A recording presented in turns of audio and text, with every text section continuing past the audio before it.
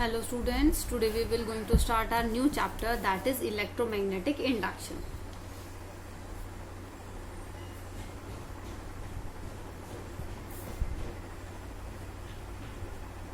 क्या हम स्टार्ट करेंगे इलेक्ट्रोमैग्नेटिक इंडक्शन और simply we can say it as EMI. ठीक है, अब देखिए इलेक्ट्रोमैग्नेटिक इंडक्शन का मतलब क्या होता है. ठीक है, इलेक्ट्रोमैग्नेटिक इंडक्शन का मतलब होता है कि आप की जो मैग्नेटिक फील्ड लाइंस हैं, ठीक है सर, इससे पहले आपको पता होना चाहिए मैग्नेटिक फ्लक्स क्या होता है. क्या मैग्नेटिक फ्लक्स क्या होता है, जिसको हम फ्लक्स को आपको पता है नॉर्मली फाई से रिप्रेजेंट कराते हैं, और मैग्नेटिक फ्लक्स की बात कर रहे हैं तो हम फाई बी से रिप्रेजेंट कराएंगे. ठीक है, अब देखिए आपके पास मैग्नेटिक फील्ड लाइंस हैं. ठीक है, अब मैग्नेटिक फील्ड लाइंस हैं वो किसी भी सरफेस से कितनी मैग्नेटिक फील्ड लाइंस पास हो रही हैं, वो हमारा क्या कहलाता है, मैग्नेटिक फ्लक्स. ठीक है, तो हम क्या बोल सकते हैं, total number of magnetic field lines passing through the surface. और कैसे, परपेंडिकुलर टू द सरफेस. ठीक है, तो हम क्या बोल सकते हैं, magnetic flux is the total number of magnetic field line passing perpendicular और नॉर्मल टू द सरफेस. ठीक है, उसे हम क्या बोलते हैं, मैग्नेटिक फ्लक्स बोलते हैं. अब देखो ये हमने सरफेस लिया है, अभी देखिए मैग्नेटिक फील्ड लाइंस हैं ये, लेकिन इस सरफेस से कितनी मैग्नेटिक फील्ड लाइंस पास कर रही हैं आपकी, 1 2 3 4 5 6. तो आपकी क्या हो गई, 5b की वैल्यू क्या हो गई आपकी, 6 वैल्यू होगी. क्या होगी आपकी, 6 वैल्यू. मतलब आपका परपेंडिकुलरली किसी भी सरफेस के परपेंडिकुलर आपकी कितनी मैग्नेटिक फील्ड लाइंस पास करती हैं, उसे हम बोलते हैं क्या, मैग्नेटिक फ्लक्स. ठीक है, क्या बोलते हैं हम उसको, मैग्नेटिक फ्लक्स. ठीक है, अब देखिए अगर कोई भी यूनिफॉर्म मैग्नेटिक फील्ड लाइंस जो है या यूनिफॉर्म मैग्नेटिक फील्ड है जिसकी वैल्यू हम बी से रिप्रेजेंट कराते हैं. ठीक है, जो नॉर्मली पास करता है किसी भी सरफेस से, और उसका अगर हमारा सरफेस एरिया ए है, ठीक है, तो उसका क्या है, हमारा सरफेस एरिया ए है. ठीक है, तो अब देखिए अगर हम नॉर्मली बात करें तो हमारा जो फ्लक्स की बात करते हैं हम, कि जो फ्लक्स है वो किस चीज पर डिपेंड करेगा, फ्लक्स हमारा किस चीज पर डिपेंड करेगा. अगर हम intensity of magnetic field lines increase कर दें तो हमारा फ्लक्स जो है उस चीज पर डिपेंड करेगा, है ना. कम कर देंगे तो हमारे पास क्या है, बी की वैल्यू कम हो जाएगी. अगर हम ज्यादा कर देंगे फील्ड लाइंस जो हैं तो हमारी जो बी की वैल्यू है वो सॉरी फाई की वैल्यू ज्यादा हो जाएगी. या हम जो एरिया है सरफेस का, ठीक है, अगर हम इस एरिया को इंक्रीज कर दें तो हमारी ज्यादा फील्ड लाइंस पास करेंगी. अगर हम एरिया को डिक्रीज कर दें तो हमारी कम फील्ड लाइंस पास करेंगे. तो हम क्या बोल सकते हैं कि जो फ्लक्स है that depends on the magnitude or you can say magnetic field lines. ठीक है, strength of magnetic field line. और सेकेंड हम बोल सकते हैं कि हमारा एरिया पे. ठीक है, अब यहाँ पर हम क्या करते हैं, इसको सिंपली एरिया ना बोलकर हम एरिया वेक्टर बोलते हैं. क्या बोलते हैं हम इसको, एरिया वेक्टर बोलते हैं. ठीक है, जो हमारा सरफेस एरिया होता है उसको हम बोलते हैं क्या, एरिया वेक्टर. ठीक है, अब देखिए अब एरिया वेक्टर की क्या जरूरत है. ठीक है, अब देखो अगर हमारे पास सिर्फ बी और ए है, ठीक है, और हमने क्या बोला है कि जो फील्ड लाइंस हैं वो क्या होनी चाहिए, परपेंडिकुलर होनी चाहिए. क्या होनी चाहिए, परपेंडिकुलर. अब देखो हमारे पास अगर ये मैग्नेटिक फील्ड लाइंस है और अगर हमने इस सरफेस को कुछ इस तरीके से कर दिया, इस सरफेस को टेढ़ा कर दिया, तो अब हमारे पास क्या है, ये तो ऐसे जा रही है और जो सरफेस है वो कुछ इस तरीके से. तो इसका जो एरिया वेक्टर है, एरिया वेक्टर देखिए जो होता है, area vector is always normal और परपेंडिकुलर टू द सरफेस. उसे हम बोलते हैं क्या, एरिया वेक्टर. तो इसका जो एरिया वेक्टर है वो कुछ इस डायरेक्शन में आएगा. अब देखो इन दोनों के बीच में एरिया वेक्टर और जो मैग्नेटिक फील्ड लाइंस है, इन दोनों के बीच में तो हमारा 90 का एंगल नहीं बना. इन दोनों के बीच में तो हमारा 90 का एंगल नहीं बना. और हमने क्या बोला था, फ्लक्स तो वही है जब हम इसके परपेंडिकुलर ले रहे हैं.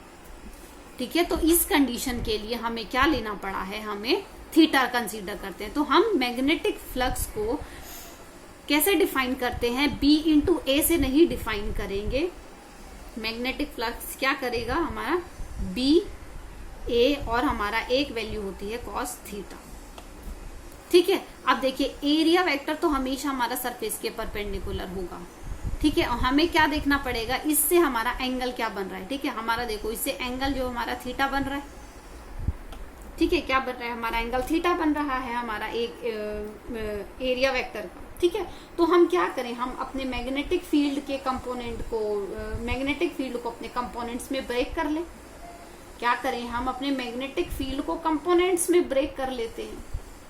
ठीक है, तो हमारे पास क्या आ जाएगा, अगर हम इसको कंपोनेंट्स में ब्रेक करते हैं तो हमारे पास क्या, एक तो इस एक्सिस को हम ले लें और एक हमारी एरिया वेक्टर की एक्सिस है, ये हमारा बी है। ठीक है, तो हमारा इस एक्सिस के एरिया वेक्टर के कॉरेस्पॉन्डिंग, क्योंकि हमें क्या इसके परपेंडिकुलर लेना है, तो एरिया वेक्टर की ही डायरेक्शन में कौन सा आएगा आपका, बी कॉस थीटा आ जाएगा। एरिया वेक्टर के साइड में क्या आ जाएगा, बी कॉस थीटा, और दूसरा क्या हो जाएगा, बी कॉस थीटा, दूसरा हो जाएगा बी साइन थीटा। लेकिन आपको क्या कंसीडर करना है, जो हमारा परपेंडिकुलर होगा एरिया वेक्टर से, क्या होगा, एरिया वेक्टर से परपेंडिकुलर होगा। तो हम यहाँ पर लिख सकते हैं इसको phi equals to A B cos theta.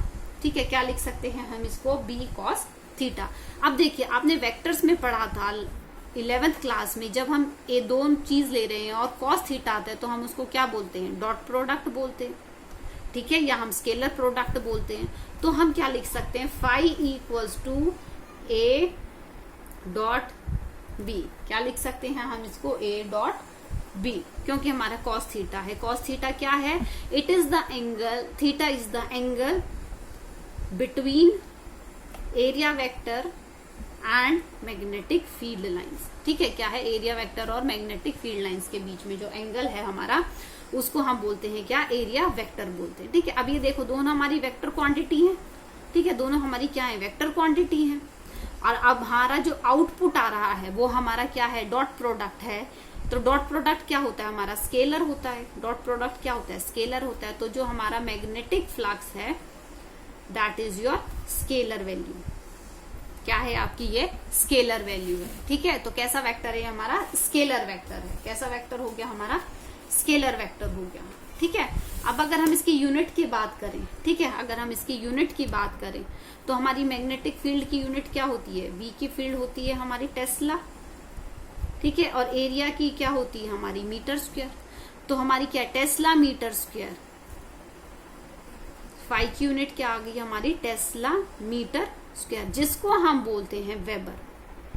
ठीक है, जिसको हम क्या बोलते हैं, वेबर। तो ऐसा यूनिट जो है मैग्नेटिक फ्लक्स की वो क्या है आपकी, वेबर होती है। ठीक है, उसके बाद अगर हम देखो बात करते हैं इलेक्ट्रोमैग्नेटिक इंडक्शन। ठीक है, इसके बाद हम बात करते हैं किसकी, इलेक्ट्रोमैग्नेटिक इंडक्शन। ठीक है, अब इलेक्ट्रोमैग्नेटिक इंडक्शन की अगर हम बात करें तो इससे पहले चैप्टर में देखो आपने पढ़ा था कि ऑर्स्टेड ने एक्सपेरिमेंट कंडक्ट किया था, जो हमने सबसे पहला टॉपिक हमने स्टडी किया था। ठीक है, ऑर्स्टेड ने क्या किया था, एक एक्सपेरिमेंट कंडक्ट किया था। उस एक्सपेरिमेंट में क्या बोल रहा था ऑर्स्टेड, कि अगर हमारे पास करंट फ्लो कर रहा है, ठीक है, अगर हमारे पास करंट फ्लो कर रहा है तो क्या होगा, मैग्नेटिक फील्ड इंड्यूस होगी, है ना।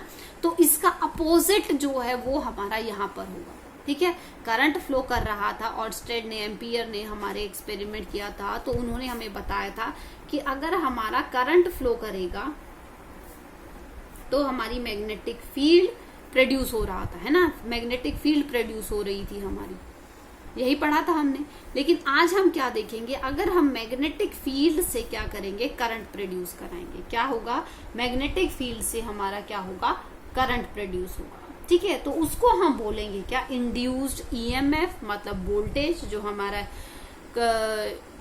वोल्टेज प्रोड्यूस होगी, और उस ईएमएफ से हमारा क्या होगा, करंट प्रोड्यूस होगा। क्या होगा, हमारा करंट प्रोड्यूस होगा। ठीक है, तो इलेक्ट्रोमैग्नेटिक इंडक्शन क्या है, it is the phenomena of production of induced EMF. तो हमारा क्या है, इंड्यूस्ड ईएमएफ प्रोड्यूस होगा। ठीक है, और इंड्यूस्ड ईएमएफ की वजह से क्या होगा, आपका इंड्यूस्ड करंट प्रोड्यूस होगा। क्या होगा, आपका इंड्यूस्ड करंट प्रोड्यूस्ड होगा। ठीक है, तो इसको बोलते हैं हम इलेक्ट्रोमैग्नेटिक इंडक्शन। ठीक है, इलेक्ट्रोमैग्नेटिक इंडक्शन। तो अब देखिए इसमें क्या चीज आपको ध्यान रखनी है कि इसके लिए हमारी एक नेसेसरी कंडीशन है कि हमारी किस कंडीशन में ईएमएफ इंड्यूस होगा, जब हमारा कोई भी क्लोज्ड लूप होगा, ठीक है, या क्लोज्ड सर्किट बनेगा, ठीक है। अब देखो अगर हम इसको बोलते हैं ईएमआई को अगर हम डिफाइन करें तो ये क्या है आपका, ईएमआई को अगर हम डिफाइन करें तो ये आपका क्या है, फिनोमेना, ठीक है। Electromagnetic induction is the phenomena of production, इसकी वजह से हमारा क्या प्रोड्यूस हो रहा है, प्रोडक्शन ऑफ इंड्यूस्ड ईएमएफ, ठीक है। एंड हेंस ईएमएफ की वजह से क्या प्रोड्यूस होगा, आपका इंड्यूस्ड करंट प्रोड्यूस होगा, ठीक है। लेकिन कैसे होगा, due to change in magnetic flux, due to change in magnetic flux, ठीक है। लेकिन इंपॉर्टेंट कंडीशन क्या है, इन क्लोज्ड सर्किट और लूप, हमारा क्या है, हमारा क्लोज्ड सर्किट होना चाहिए, सिर्फ उसी कंडीशन में आपका करंट जो है इंड्यूस होगा। अगर आप किसी सिंपल वायर की बात करें, ठीक है, आपने कंडक्टिंग वायर प्लेस कर दी है मैग्नेटिक फील्ड में, ठीक है, तो आपका इस कंडीशन में करंट फ्लो नहीं करेगा, ठीक है।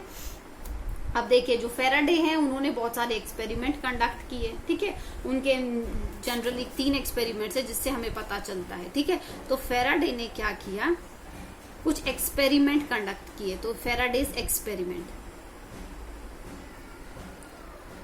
फेराडे के एक्सपेरिमेंट से हमें पता चला कि हमारा जो इंड्यूस्ड ईएमएफ है वो कैसे आ रहा है, ठीक है। उसके जब उन्होंने एक्सपेरिमेंट किए तब उन्होंने जो चीज नोटिस की उसको उन्होंने बाद में एक्सप्लेन किया, ठीक है। तो वो एक्सपेरिमेंट्स क्या थे, पहले तो हम उनको बारे में स्टडी करते हैं, ठीक है। उन्होंने क्या कहा कि एक लूप लिया, ठीक है, क्लोज्ड लूप लिया उन्होंने, ठीक। अब क्लोज्ड लूप में, अब देखिए क्लोज्ड लूप आपका दोनों एंड आपके कनेक्टेड होने चाहिए, ठीक है। क्लोज्ड लूप लिया, ये एंड इधर गया और ये एंड इधर गया, क्लोज्ड लूप होना चाहिए, जिसको हमने कनेक्ट करा दिया किससे, गैल्वेनोमीटर से, किससे कनेक्ट करा दिया हमने उसको, गैल्वेनोमीटर से, ठीक है। क्या लिया हमने उसके बाद, मैग्नेट लिया, नॉर्थ साउथ, आपको पता है मैग्नेट के नॉर्थ साउथ पोल होते हैं। अब देखो मैग्नेट है तो क्या है, मैग्नेटिक फील्ड लाइंस होंगी इसकी, इस तरीके से मैग्नेटिक फील्ड लाइंस होंगी, ठीक है। तो ये मैग्नेटिक फील्ड लाइंस इस तरीके से आएंगी आपकी। अब क्या करा फेराडे ने कि पहले तो क्या किया उसने, मैग्नेट को पास लेकर आया, मैग्नेट को क्या किया, magnet is move near to the coil, ठीक है। तो पास लेकर आया, जैसे वो पास लेकर आया तो क्या हुआ, मैग्नेटिक फ्लक्स जो है वो चेंज हुआ, मैग्नेटिक फ्लक्स चेंज हुआ, कैसे, क्योंकि जो मैग्नेटिक फील्ड लाइंस हैं जैसे वो पास आएगा तो उतनी ही डेंस होती जाएंगी, जैसे दूर लेकर जाएंगे। उसके बाद क्या, सेकंड क्या किया उसने, मैग्नेट को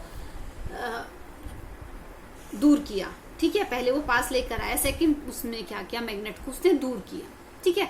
जब दूर किया तो भी आपकी फ्लक्स जो है वो चेंज हुई। अब दूर लेकर गया है तो क्या हुआ, जो फ्लक्स लाइन, जो मैग्नेटिक फ्लक्स है वो क्या हो गई, डिक्रीज हो गई। मैग्नेटिक फील्ड लाइंस जो है इस कॉइल से पास कर रही थी वो कम हो गई। तो उस कंडीशन में क्या हुआ, जब वो कम हो गई तो मैग्नेटिक फ्लक्स जो है वो फिर से चेंज हुआ, मैग्नेटिक फ्लक्स क्या हुआ, फिर से चेंज हुआ। तो दोनों कंडीशन में उसने क्या ऑब्जर्व किया कि जो ये लूप था इसमें क्या हुआ, करंट फ्लो करना स्टार्ट हुआ। क्या हुआ, ये जो लूप था वो उसमें करंट फ्लो करना स्टार्ट हुआ। थर्ड उसमें क्या किया उसने, इस मैग्नेट को कांस्टेंट रख दिया, या रिलेटिव मोशन, ठीक है, या रिलेटिव मोशन, रिलेटिव मोशन जो है वो 0 हो गया, या जो मैग्नेट है वो एक कांस्टेंट स्पीड पर हो गई, ठीक है, उसको हमने कोई मूव नहीं करा है। तो मैग्नेट इज प्लेस्ड फिक्स्ड, हमारा वही लूप है और वही मैग्नेट है, दोनों फिक्स हैं। यहाँ पर जो रिलेटिव मोशन है वो 0 है। तो उस कंडीशन में क्या देखा, इसमें कोई भी करंट प्रोड्यूस नहीं हुआ। क्या हुआ, कोई भी करंट प्रोड्यूस नहीं हुआ।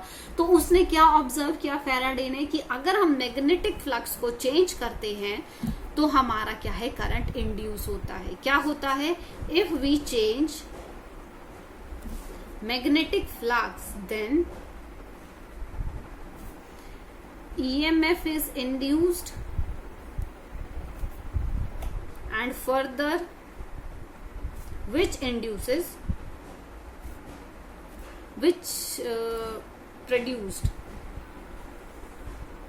produces induced current. क्या हुआ? इंड्यूस्ड करंट प्रोड्यूस कर दिया उसने। अब ठीक है, तो ये क्या थे? एक्सपेरिमेंट्स थे जो हमारे जो फैराडे थे उन्होंने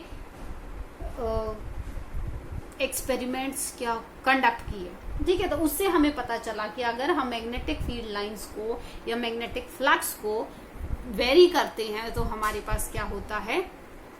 आपका करंट जो है वो इंड्यूस होता है। ठीक है, अब देखिए इंड्यूस करंट, इंड्यूस्ड ईएमएफ का क्या मतलब आ रहा है। ठीक है, इंड्यूस्ड का मतलब होता है आपका विदाउट टचिंग, मतलब आप कुछ कर नहीं रहे हो, वो अपने आप प्रोड्यूस हो रहा है। आप तो सिर्फ क्या कर रहे हैं? आपने कुछ किया थोड़ी ना, आपने बस इस लूप के पास मैग्नेट को लेकर आए, दूर लेकर गए, तो आप तो इस लूप में कुछ कर ही नहीं रहे हो, तो आप बिना कुछ करे ही आपका क्या है? करंट प्रोड्यूस हो,